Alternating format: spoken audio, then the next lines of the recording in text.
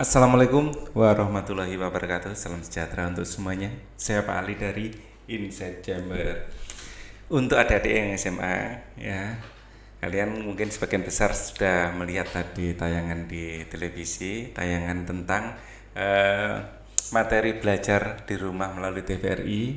Ya, dari tayangan tadi, ya, tayangan ini kalian tadi telah belajar tentang virus. Ya, secara umum virus sudah saya bahas di video berikutnya, ya, review materi tentang virus, ya. Linknya ada di bawah kalau kalian ingin melihat video ini. Kemudian kita akan menjawab pertanyaan-pertanyaan yang muncul tadi, ya. Setelah Anda menyaksikan video bagaimana corona menyerang tubuh kita, tentu pemahaman tentang virus, ya, ini saya angkat dulu. Ya, setelah Anda menyaksikan video bagaimana virus corona menyerang tubuh kita, tentu pemahaman tentang virus corona bertambah. Sekarang jawablah pertanyaan berikut. Pertanyaan, bagaimana cara meningkatkan imun tubuh agar tetap sehat dan terbebas dari virus corona?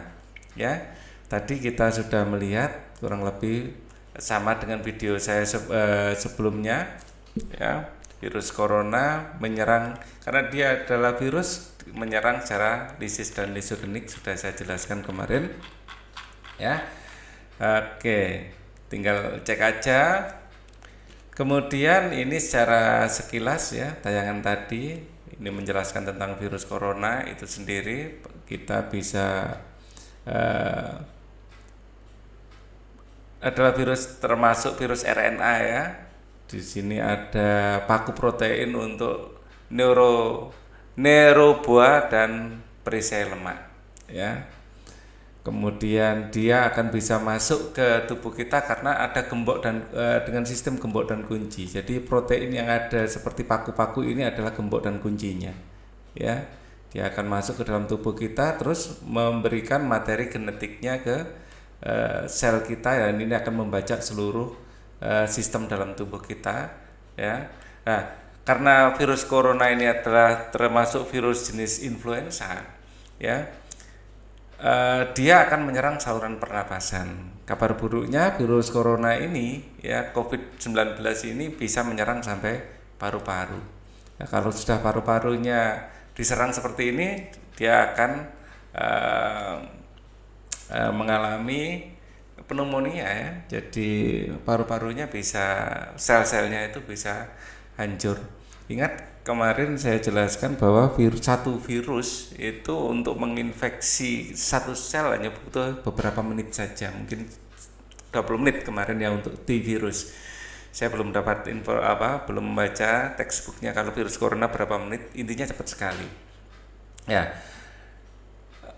Kemudian kalau kita lihat secara sekilas, ya, di sini kita memiliki sistem imun tubuh yang akan membantu kita untuk melawan virus. Jadi virus corona ini atau hampir semua virus, ya, ini bisa sebenarnya dilawan oleh tubuh kalau kita memiliki sistem kekebalan. Dan khusus untuk corona ini kita belum memiliki vaksinnya. Jadi kita hanya mengandalkan kekebalan tubuh kita sebenarnya.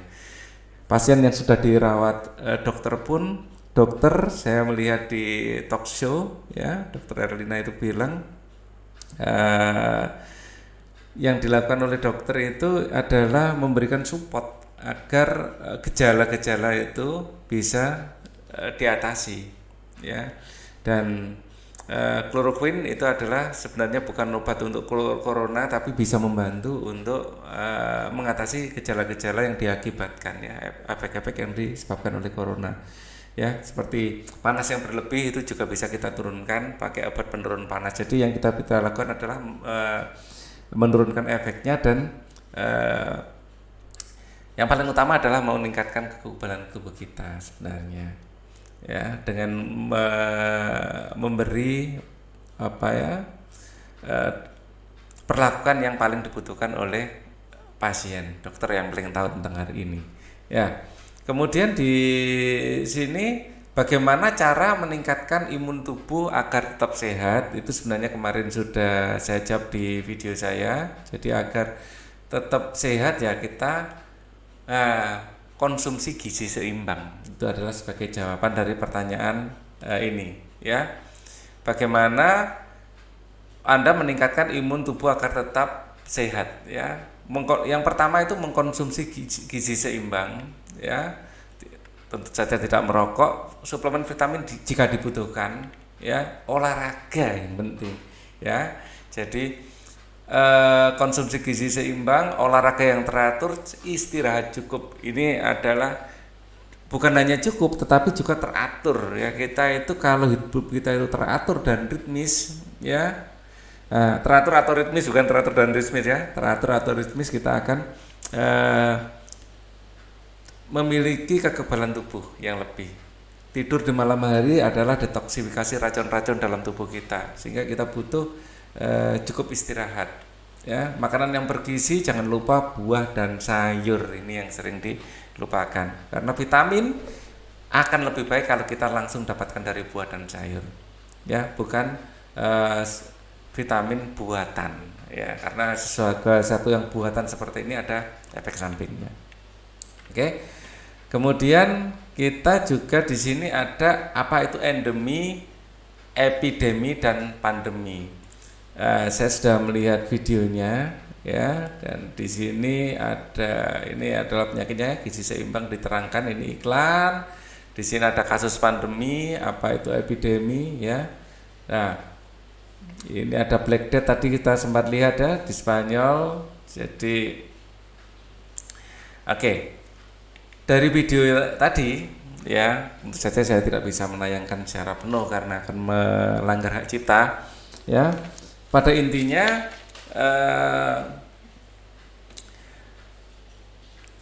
yang disebut di situ ada epidemi ya, ada endemi, epidemi, dan pandemi sebenarnya adalah tingkatan ya, tingkatan dari kegentingan suatu penyakit ya, tingkatan kegentingan suatu penyakit ya, yang dihubungkan dengan luas wilayah ya, penyakit terhadap luas wilayah ya, luas wilayah. Oke, jadi endemi ini masih tingkat daerah ya, tingkat daerah. Jadi penyakit yang menyebar, penyakit yang sama ya, penyakit sama yang menyebar di tingkat daerah, di tingkat daerah.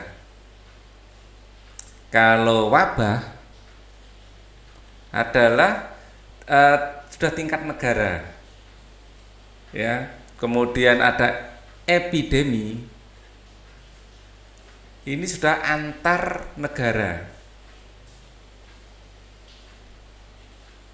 Kalau pandemi ini sudah tingkat dunia. Jadi corona ini adalah tingkat pandemi. Saat video ini dibuat, kita lihat negara mana saja yang yang mengalami, ini ujian sekolah ya. Kita lihat negara mana saja yang mengalami akibat corona ya. Saat ini video ini saya buat sudah ada 1.876 kasus ya, 876.422 kasus ya. Kalau kita refresh mungkin akan nambah ya, barusan saya refresh tadi, sudah nambah lagi ya. Dan negara yang terdampak banyak sekali, ada USA, Spain ya. USA sudah setengah juta lebih ya kasusnya, dan meninggal sudah 22.000 orang.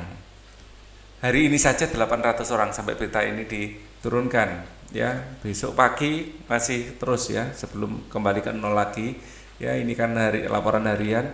Kita lihat di sini banyak sekali negara yang terdampak. Ini alasan kenapa disebut sebagai pandemi ya. Ini disebut sebagai pandemi. Oke, banyak sekali ya. Wow, banyak sekali negara. yang mulai USA sampai yang paling sedikit adalah Yemen. Ya, oke, kita kembali ke sini lagi, yaitu adalah pandemi. Kemudian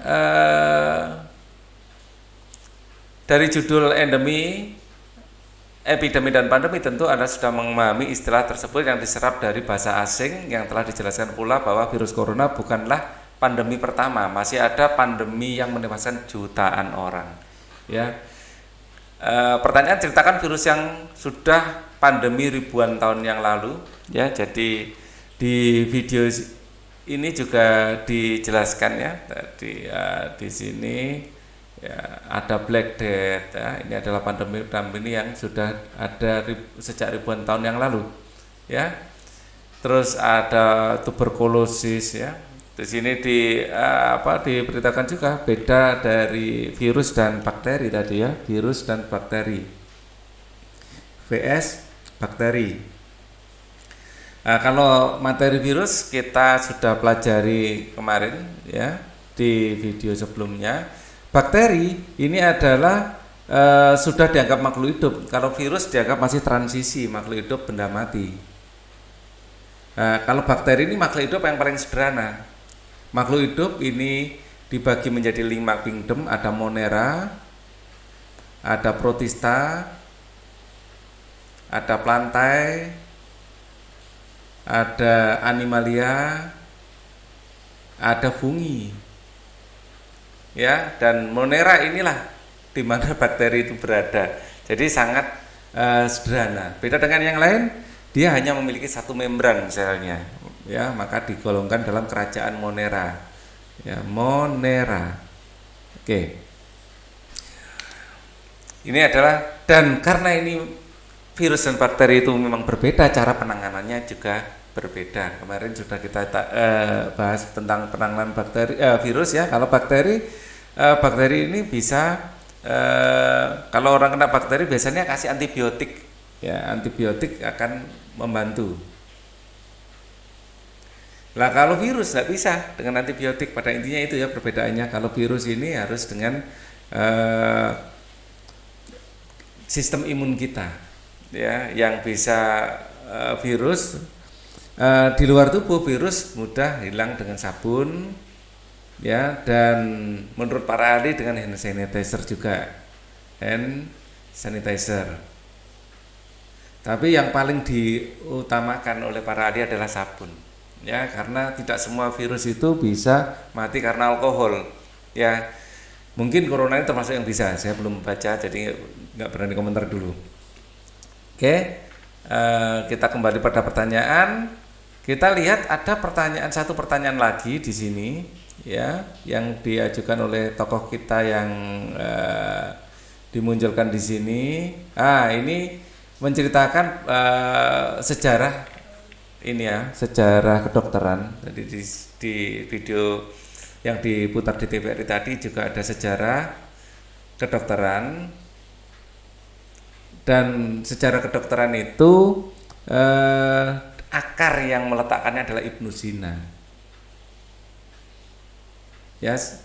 Dan negara-negara barat ya menggunakan buku tulisan dari Ibnu Sina ini untuk mengembangkan kedokteran ya. Jadi pada intinya adalah itu yang diceritakan. Kalian bisa googling ya untuk mencari cerita yang lain. Oke. Kemudian di sini juga ada tokoh kita yang menceritakan. Ini adalah tokoh kita yang menceritakan. Beliau adalah dokter profesional, peneliti ya. Poin-poinnya akan saya sampaikan nanti. Di sini juga ada pertanyaan tadi. Ya, ini pertanyaannya. Mengapa Pak Sudarman mengatakan bahwa ilmu kesehatan hanyalah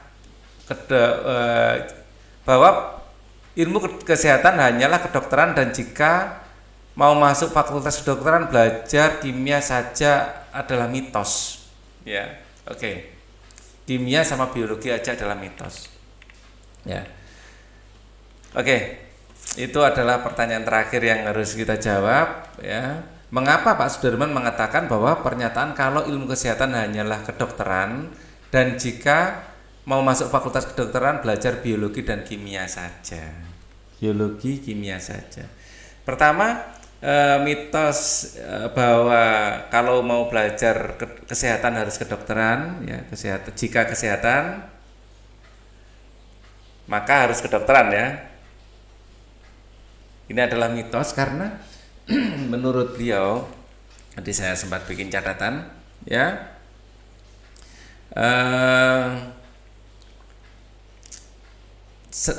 Menurut beliau bukan hanya kedokteran ya yang harus kita pelajari kalau ingin memahami kesehatan. Beliau sendiri mengambil spesialis kesehatan ini ya, kesehatan sosial ya, jadi kesehatan dalam skup sosial yang lebih besar ya.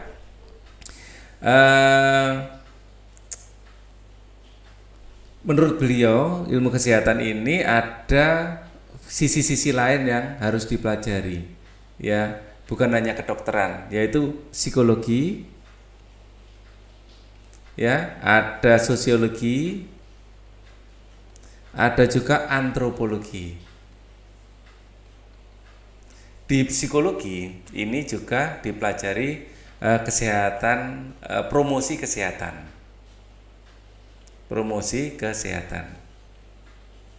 ya. Ini adalah bagian dari ilmu psikologi. Promosi kesehatan ini pada intinya adalah bagaimana cara kita hidup sehat dan bagaimana cara membuat masyarakat itu bisa memiliki hidup sehat, bagaimana paradigma masyarakat tentang hidup sehat. Karena cara hidup sehat ini kita sampaikan pada masyarakat, belum tentu masyarakat langsung bisa menerimanya. Maka dibutuhkan ilmu psikologi yang memahami psikologi di masyarakat. Karena masyarakat itu ada yang laggard istilahnya ya. Laggard itu susah dikasih tahu.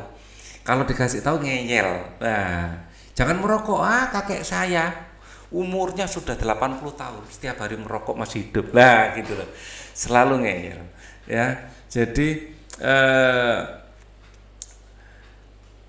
ada memang orang-orang tertentu yang tahan terhadap penyebab tertentu, tapi tidak berlaku secara umum kan. Jadi kita harus bicara statistik, maka kesehatan juga harus ada unsur statistik. Apakah hanya ini saja? Ya, saya tambahkan lagi, selain statistik, ini yang disampaikan oleh Profesor Sudarman tadi ya, Pak Sudarman tadi. Menurut saya sendiri ada statistik, ada fisika. Seluruh alat kedokteran yang ada di rumah sakit, hampir seluruh alat kedokteran ya, bukan seluruhnya, itu pasti ada hubungannya dengan fisika. Bagaimana kita melihat detak jantung kita hanya dengan menempelkan sebuah alat ya. Di fisika itu dipelajari. Jantung kita itu ada pulsa listrik yang menggerakkannya, dan pulsa listrik itu walaupun kecil bisa ditangkap oleh alat ya, sehingga bisa ditampilkan di monitor detak jantung kita ya.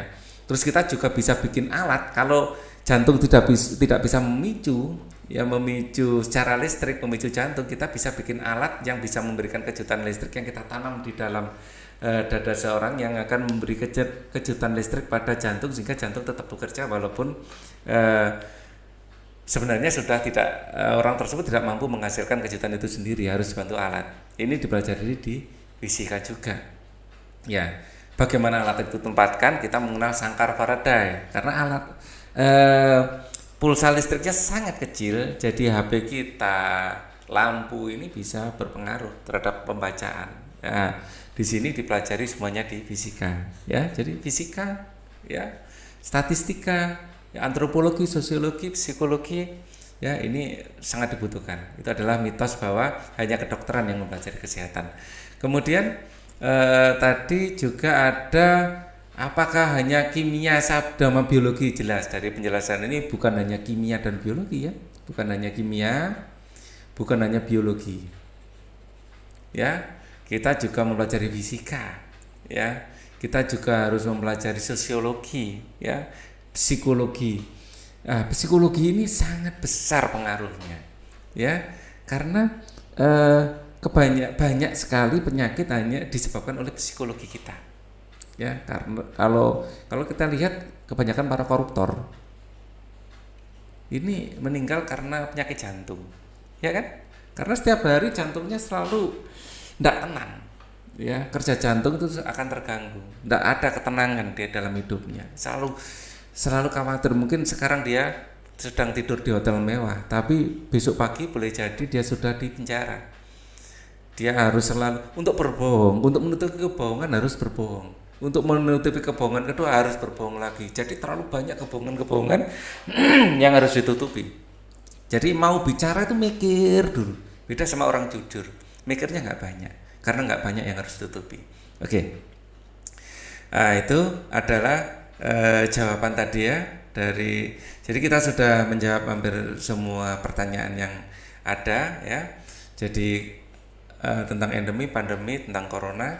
Kita akan ketemu lagi di video berikutnya yang membahas apa yang sudah ditayangkan di TVRI. Thank you for watching. Wassalamualaikum warahmatullahi wabarakatuh.